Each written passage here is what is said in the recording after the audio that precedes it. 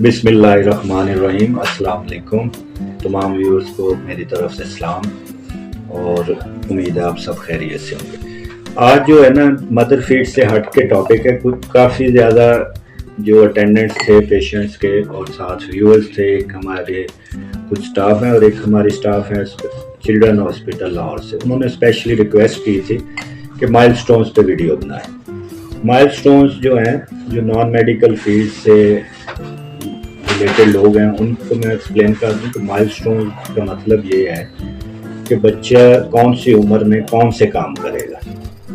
तो 4 तरह के ये डिफ्रेंशिएशन पॉइंट्स होते हैं। इसमें एक ग्रॉस मोटर होता है, जनरल, जो हाथ हम बैठते उठते कब हैं, चलना कब शुरू करेगा। एक फाइन मोटर होता है कि पेंसिल कब पकड़ेगा, लिखेगा कब, क्या कब लिखेगा, ये चीज़ें।